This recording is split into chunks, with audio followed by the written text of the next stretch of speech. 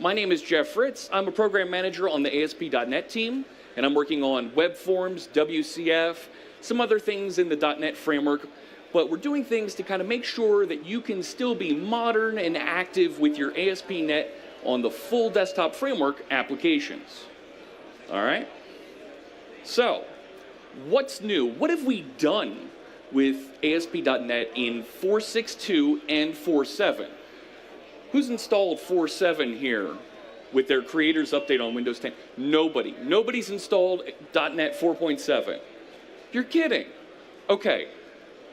I've got one person in the back. Two. Okay.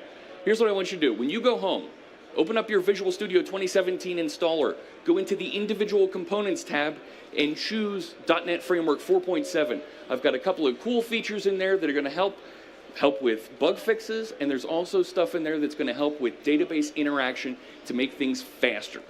In particular, we've started lighting up asynchronous functionality with your session state providers and with your output cache providers. All right?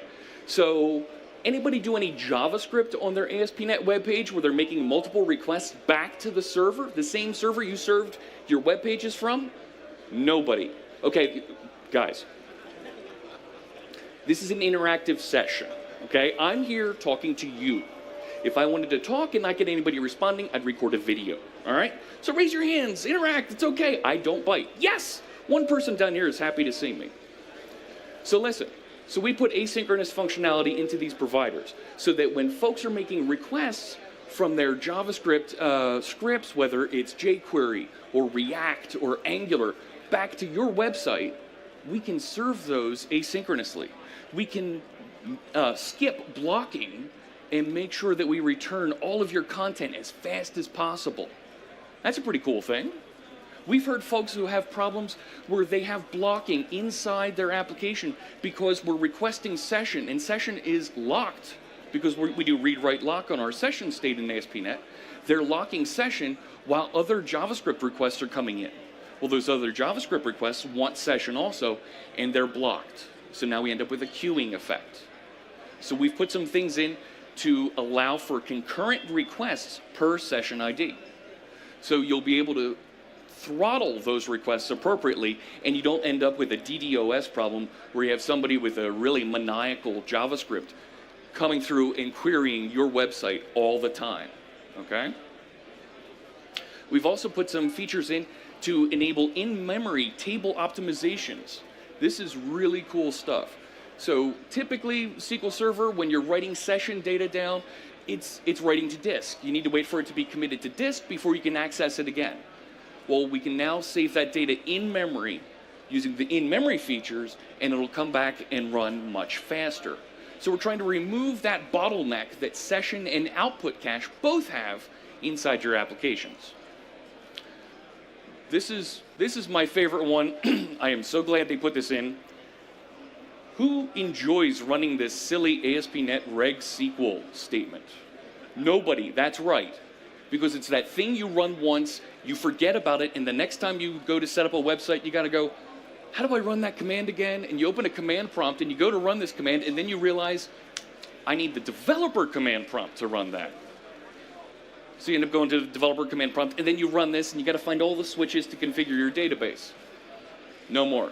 With the new providers we have, as soon as you point to a database, we will build out the schema appropriately for you, assuming you've given your provider appropriate credentials to build and write database tables and schemas.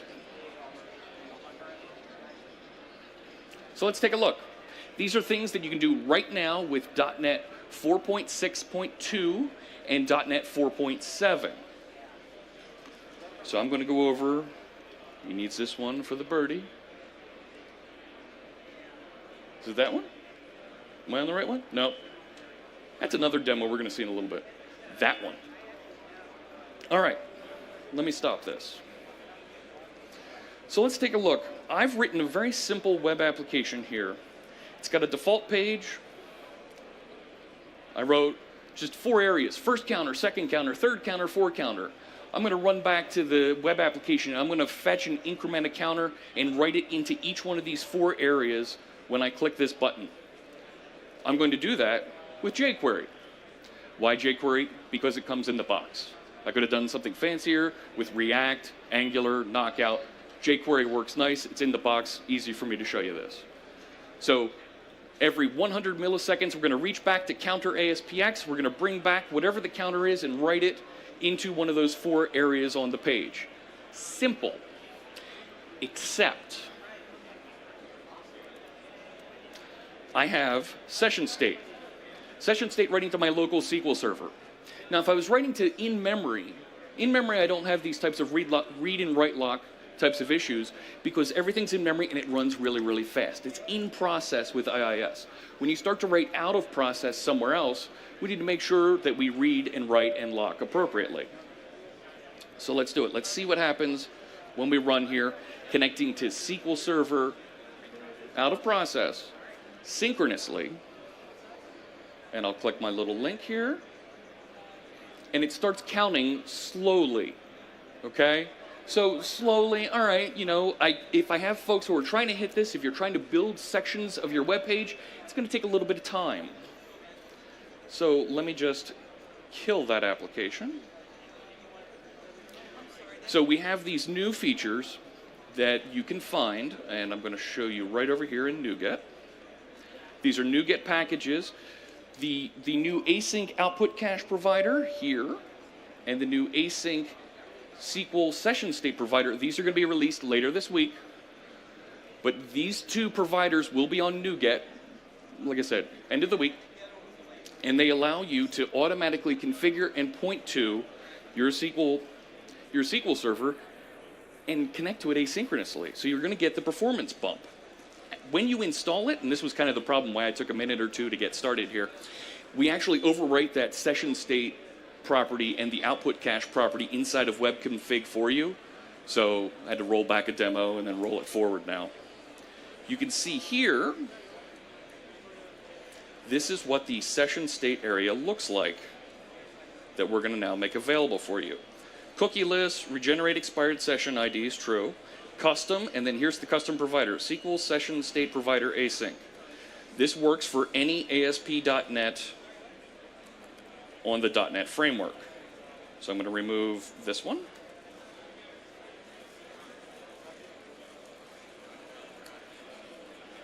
XML comments, gotta love them. There we go. All right, so I'm using my new SQL Session State Provider Async. I'm actually going to go and push this right out to SQL Azure. And I have a connection string defined up here, SQL Azure.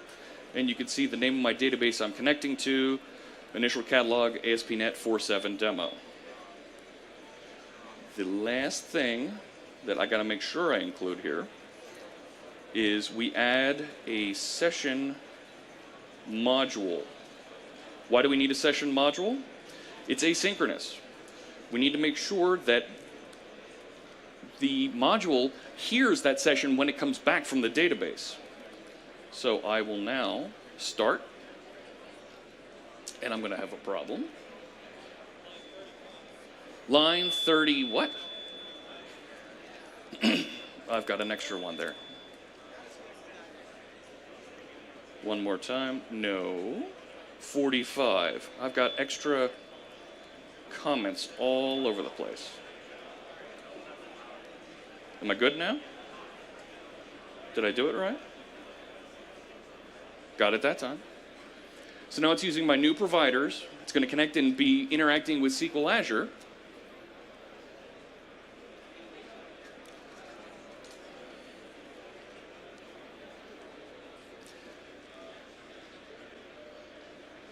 And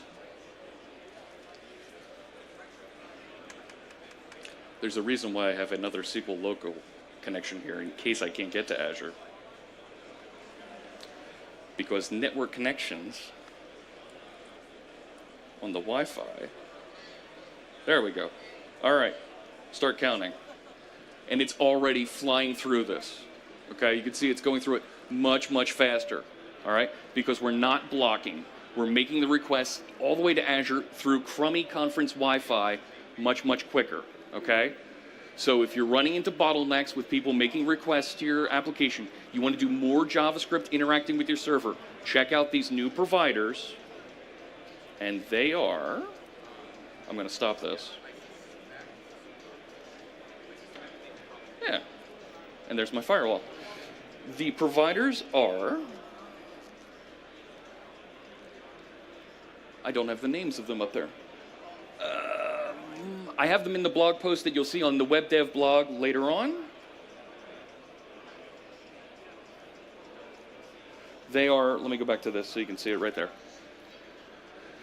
They are Microsoft ASP NET Output Cache Module Async, or SQL Async Output Cache Provider. There's also the Microsoft ASP NET Session State SQL Session State Provider Async. So these are things that you can do now with ASP.NET 4.7. Works great on your servers, also works on your desktops. All right, let's talk about some things that are coming soon. Let's talk about the future. We've been doing a lot of talk about containers and lift and shift to the cloud, but there's things that you can't do with ASP.NET.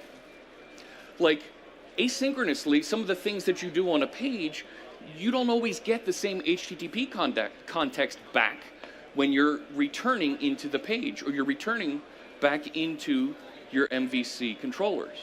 So how do we do that? We're investigating introducing a feature we call execution step. What this will do is it'll allow you to intercept the pipeline before a web page constructor is actually fired. At that point, you can do whatever you need to do and then pass execution back to the page or the HTTP handler and let it process. And then when the page is done, it will return control to you, and you can continue whatever work that you need to do. So this works really good for folks who are building profilers and other tools where you want to examine what's going on inside your application. The second thing that we're exploring is something we're calling configuration builders. Okay? Now, configuration in ASP.NET, in .NET Framework, you can't modify what's inside of webconfig or appconfig without writing it to disk, or you write some sort of other file that's encrypted that will transform and inject into your configuration manager. So it's a little bit tricky to do that. If we're doing things where we want to bring in data from a Docker container that has environment variables that are being passed in, you're orchestrating and sending in Docker secrets. You don't want that written to disk inside your container. You want to be able to have that live in memory and get passed right into the execution of your application. So we see other applications of this, including Azure Key Vault, that you may want to do this in. So I'm going to start with configuration builders first. And that's this. This is an example. Let's jack up the font size there a little bit.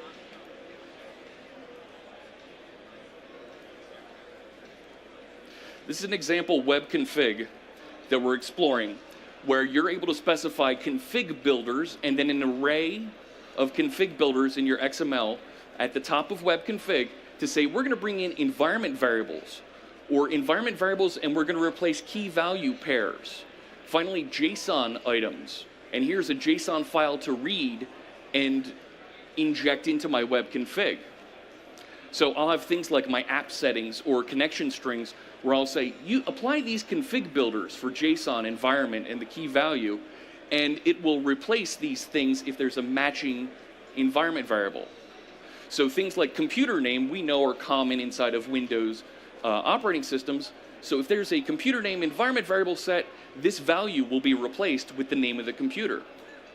And where we have this environment variable here, it'll replace that with the name of the computer. No code needed to do this. You get to continue working with your configuration manager just the same way. You just need to add this section to your configuration. So if I minimize this and show you what the browser looks like for this.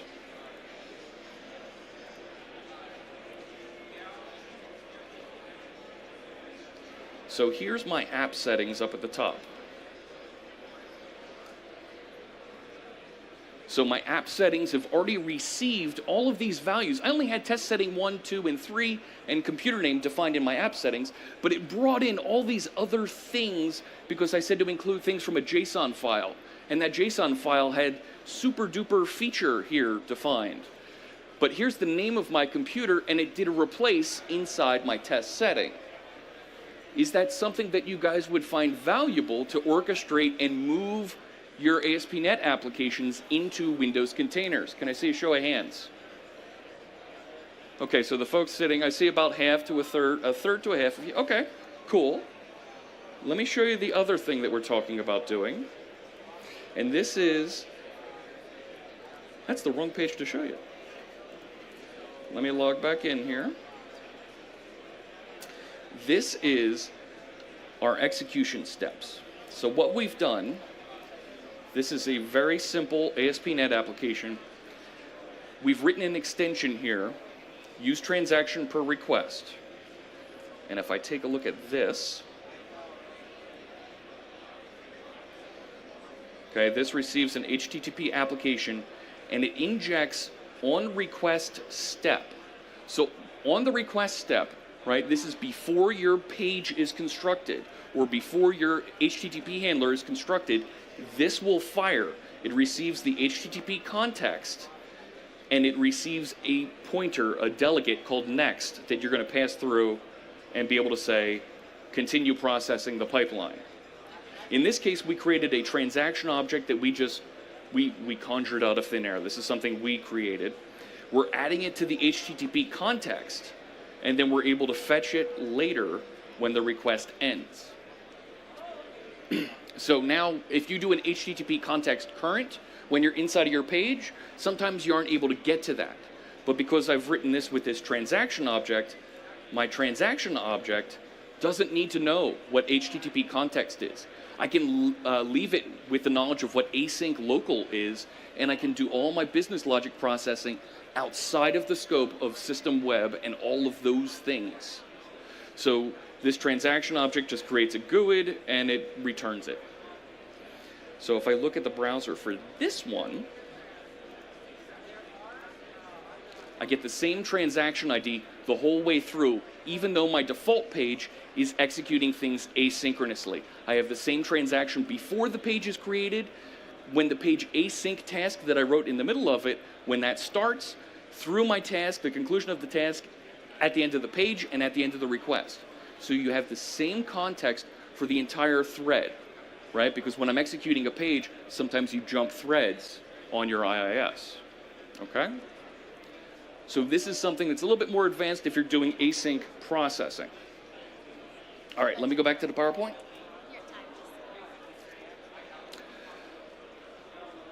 So that was that demo. My call to action, let me just wrap up. Try these new async features today. You can get them for ASP.NET 4.6.2, for ASP.NET 4.7. Try updating your SQL provider. Try using async and allow these simultaneous connections.